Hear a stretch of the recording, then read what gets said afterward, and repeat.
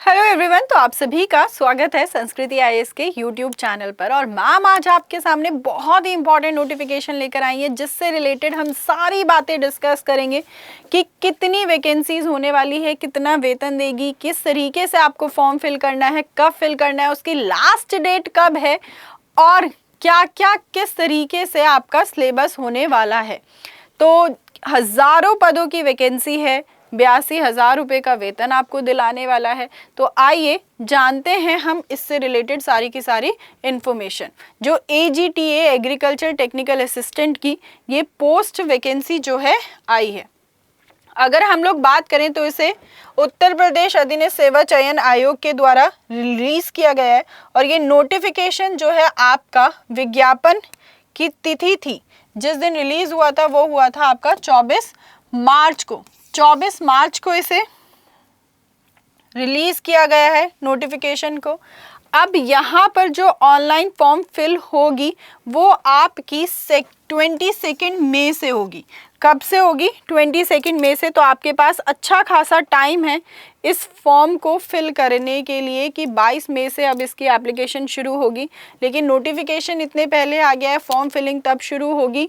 तो आप नहीं भूल जाएं कि भाई तब से आपको फॉर्म फिल करना है, तो अभी से आप अपने फ़ोन में एक रिमाइंडर सेट कर लेना, क्योंकि कई बार हम लोग भूल जाते हैं और फिर हम लास्ट में एकदम से स्ट्राइक करती है कि लास्ट में भर देंगे, तो और फिर टेक्निकल इश्यूज़ की वजह से हमारा फॉर्म सबमिट नहीं होता है या फीस नहीं पे कर पा रहे हैं या कुछ अपलोड नहीं कर पा रहे हैं। तो ये बहुत सारी दिक्कतें ना आए आप लोगों के सामने, तो जल्द से जल्द आप इस फॉर्म को फिल कर दें जब इसकी ऑनलाइन आवेदन शुरू किए जाएँ। यहाँ पर आपकी फ़ीस सबमिट करने की और लास्ट डेट जो है वो आपकी 11 जून है। अगर आपसे कोई गलती हो गई है और आप उनमें चेंजेस बदलाव करना चाहते हैं तो वो आपकी 18 जून तक आपको लगभग एक हफ्ते का टाइम दिया जाएगा फॉर्म सबमिशन के बाद, जहां पर आप वो चेंजेस कर सकते हैं। ठीक है, हम लोग बात करें कि इसकी जो प्रक्रिया है ये आपको शुरू कैसे करनी है, मतलब यहाँ पर आपको कैसे फिल किया जाएगा और कितने टोटल पद हैं। तो जो टोटल पद हैं वो हमारे 2759, टोटल पद कितने हैं? 2759 पदों पर चयन किया जाएगा। तो अच्छी खासी वैकेंसी है जो आप लोग अपने हाथ से नहीं जाने देते हैं। अब यहाँ पर आप लोगों के लिए जो PET का स्कोर है वो बहुत ही मायने रखता है। तो 2025 का सबसे पहली बात तो इस बेसिस पे शॉर्टलिस्ट किया जाएगा कि जो आपका PET का नॉर्मलाइज स्कोर है वो कैसा है।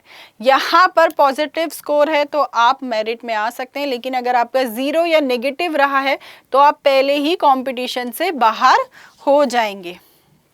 अब आगे बढ़ते हैं कि इसकी रजिस्ट्रेशन ऑनलाइन हमें कैसे करना है। तो अगर हम लोग बात करें ऑनलाइन आवेदन हमें कैसे करना है, तो हमें सीधा सीधा जाना है, अपने साइट पर जाना है। तो यहाँ पर आपको UPSSC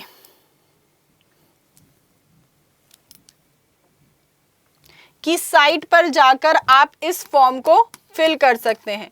UPSSC.gov.in, यहाँ पर आपका एप्लीकेशन प्रोसेस शुरू हो जाएगा।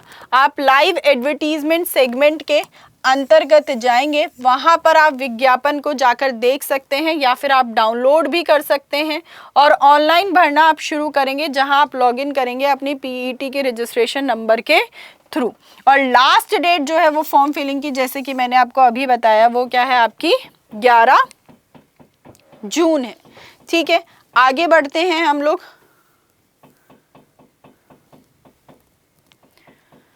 फोटोज और सिग्नेचर आपके अपलोड किए जाएंगे। तो जो फोटोज और सिग्नेचर अपलोड किए जाएंगे वो आप ध्यान से देख लें कि सही तरीके से उस क्राइटेरिया में अपलोडेड है या नहीं है।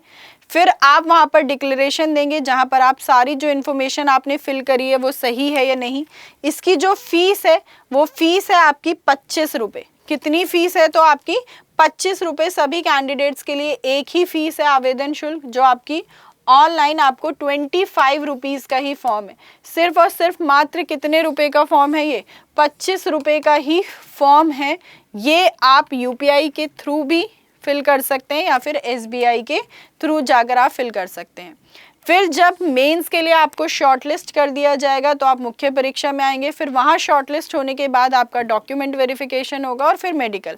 आप अपने एप्लीकेशन को फिल करने के बाद प्रिंट कर आकर अपने पास रख लें, जिससे कि आपको डिटेल्स आगे याद रहें, या फिर सेव कर अपने पास फाइल अपने सिस्टम में रख लें और आगे बढ़ सकते हैं। और अगर आपसे कोई गलती हो गई है तो आपको 1 हफ्ते का टाइम दिया गया है जहां पर आपको चेंजेस कर सकते हैं। अगर हम पदों की बात करें तो स्पेसिफिकली डिवाइड किया गया है कि भाई इस विभाग में निकलेंगे इतने पद हैं, इतनी वैकेंसीज हैं, और कैटेगरी वाइज डिवाइड कर दिया है कि अनारक्षित जनरल कैटेगरी के कितने हैं, SC के कितने हैं, ST के कितने हैं, OBC के कितने हैं, EWS के कितने हैं, और टोटल पद क्या हैं 2759 है। और ये एक परमानेंट वैकेंसी है, कोई टेम्पररी नहीं है। जैसा कि यहाँ पर देखें हम, प्राविधिक सहायक की जो जनरल कैटेगरी की पोस्ट है वो है आपकी 1692, अनुसूचित जाति की है 213, जनजाति की है 06, शेड्यूल्ड ट्राइब्स की, OBC की 573 है और EWS की आपकी 275 है। तो टोटल 2759 की वैकेंसीज हैं, जो कि एक परमानेंट पोस्ट है। फिर इसी तरीके से हम लोग आगे बढ़े तो जो आरक्षण मिलेगा SC ST और EWS को, वो अपने आयोग के द्वारा ही दिया जाएगा। एक सर्विसमैन उन्हीं कंडीशंस को ध्यान में रखते हुए मिलेगा। आयु कितनी है, तो जो मिनिमम एज है वो है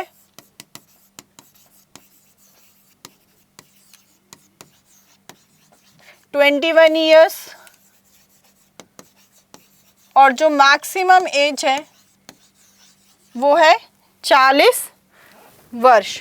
कितनी है मैक्सिमम एज? 40 वर्ष। मतलब 1 जुलाई को आपकी मिनिमम एज 21 वर्ष के होने चाहिए और आप अधिकतम कितने साल के फॉर्म भर सकते हैं? 40। और शैक्षिक की बात करें तो यहाँ BSc मांगी गई है, ग्रेजुएशन, कि आपने BSc की हो किसमें? कृषि में, उद्यान में, या फिर BSc ऑनर्स किया हो उद्यान में, या BSc की हो आपने फॉरेस्ट्री में, या BSc ऑनर्स किया हो आपने फॉरेस्ट्री में, BTech किया हो आपने कृषि अभियंत्रण में, या फिर कृषि एवं प्रौद्योगिकी विद्यालय से द्वारा आपको BSc की डिग्री मिली हो गृह विज्ञान में या कम्युनिटी साइंस में। अगर आपने इनमें से किसी भी सब्जेक्ट में ग्रेजुएशन की हुई है तो आप इस एजुकेशनल क्वालिफिकेशन के साथ इस फॉर्म को भर सकते हैं। ठीक है। यहाँ पर अन्य बातें भी आपको ध्यान में रखनी है, जिनको सीधी भर्ती भी दी जा सकती है कि प्रदेशीय सेना में न्यूनतम 2 वर्ष की अवधि तक सेवा की हो, या फिर राष्ट्रीय कैडेट कोर की तरफ से आपको B प्रमाण पत्र मिला हो, तो आप यहाँ पर डायरेक्ट एलिजिबल हो जाते हैं। फिर हम लोग बात करें अपने सब्जेक्ट्स की बात करें तो क्योंकि ये वही बोल ही रहा है एग्रीकल्चर से रिलेटेड है, तो यहाँ ज्योग्राफी आपके लिए एक बहुत ही इम्पॉर्टेंट रोल प्ले करेगी। तो जिन भी बच्चों की ज्योग्राफी अच्छी है और ग्रेजुएशन आपने इन सब्जेक्ट्स में की हुई है तो आप इस फॉर्म को फिल करना नहीं भूलेंगे। यहाँ पर आपको 2-3 भाग में पेपर आएगा आप लोगों का। पहला जो है वो स्पेसिफिकली आपका एग्रीकल्चर से रिलेटेड ही क्लासिफाई कर दिया है, जहां पर आपको अलग अलग टॉपिक्स दिए हुए हैं। फसल विज्ञान 25 क्वेश्चन आएंगे, टोटल 25 नंबर के। फिर 10 क्वेश्चन आपके तकनीकी होंगे। फिर अलग अलग टॉपिक से अलग अलग कितने क्वेश्चंस होंगे? इतने, एक क्वेश्चन 1 नंबर का होगा और टोटल आपके 100 क्वेश्चंस पूछे जाएंगे। जो टाइम होगा वो आपका 2 घंटे का टाइम होगा और नेगेटिव मार्किंग भी होगी। 1/4 जो है आपकी नेगेटिव मार्किंग है, तो तुक्केबाजी नहीं चलेगी। आप लोगों को ढंग से क्वेश्चन को पढ़कर उसका आंसर देना है। तो जो फर्स्ट पार्ट है वो आपका स्पेसिफिकली एग्रीकल्चर से रिलेटेड है। आप लोग ज्योग्राफी में पढ़ते ही हैं, लेकिन यहाँ पर इन टॉपिक्स को ज़्यादा फोकस करना पड़ेगा। फिर जो दूसरा है वो आपका कंप्यूटर से रिलेटेड है, जहाँ कंप्यूटर के आपके 15 क्वेश्चन आएंगे 15 नंबर के। और थर्ड आपका यूपी स्पेशल होगा जो कि 20 नंबर का है। तो अगर आप देखेंगे तो 2 बहुत ही इंपॉर्टेंट रोल प्ले करने वाला है, पहला पार्ट और तीसरा पार्ट। एक आपके एग्रीकल्चर की जो नॉलेज है, साथ ही साथ यूपी स्पेशल जो पार्ट है, ये दोनों चीज़ें आपको बहुत अच्छे से आती हैं और साथ साथ कुछ बेसिक क्वेश्चंस कंप्यूटर के भी आप कवर कर लेंगे तो आप इस एग्ज़ाम को अच्छे नंबरों से पास कर सकते हैं। फिर यहाँ पर इन्होंने पूरा का पूरा सिलेबस भी मेंशन किया हुआ है कि भाई आपको इस टॉपिक में आपको कौन कौन सी बातें पढ़नी है, सब कैटेगराइजेशन भी देना है। और सिलेबस जो है आप लोगों के लिए काफ़ी इंपॉर्टेंट हो जाता है, क्योंकि कई बार हम लोग क्या करते हैं, हम सिर्फ क्या करेंगे, फॉर्म फिल करेंगे और सिर्फ पेपर देने चले जाते हैं। हम ये देखते ही नहीं है कि उस पेपर का सिलेबस क्या है।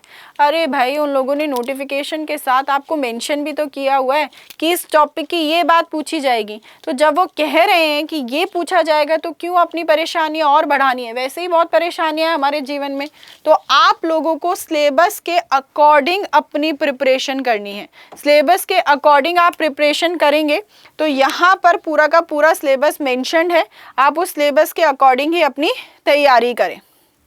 ठीक है, आपका कंप्यूटर्स का, यूपी स्पेशल का सारा टोटल क्वेश्चन सब कुछ यहाँ पर मेंशन किया हुआ है जो आप कर सकते हैं। अब आप लोगों को अभी से क्या कर लेना है, अपना रिमाइंडर सेट कर लेना है, जिससे कि आप लोग इस फॉर्म को ना भूलें।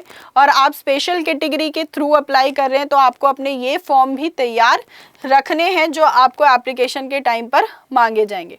मुझे उम्मीद है कि आप सब लोगों को मेरी ये बात अच्छे से समझ आ गई होगी। जो आपसे डॉक्यूमेंट्स मांगे हुए हैं और आप इन्हें पूरे तरीके से रेडी रखेंगे अगर आपका कोई भी डॉक्यूमेंट मिसिंग है, क्योंकि आपके पास अभी काफ़ी टाइम है जब फॉर्म फिलिंग शुरू होगी। लेकिन उसके लिए अभी से ही अपने फ़ोन में आप रिमाइंडर सेट कर लीजिए। तो हम लोग मिलेंगे अपने नेक्स्ट सेशन में। तब तक के लिए आप सभी लोग अपना ध्यान रखिए, ऐसे ही पढ़ते रहिए और मुस्कुराते रहिए, और साथ साथ चैनल को सब्सक्राइब करना नहीं भूलें। और ये वीडियो बहुत इंपॉर्टेंट है, तो आपका कोई दोस्त है, कोई मित्र, भाई बंधु है जिन्होंने इस सब्जेक्ट्स में ग्रेजुएशन की हुई है, उनको भी ज़रूर शेयर कर दें। बाय बाय, टेक केयर, जय हिंद।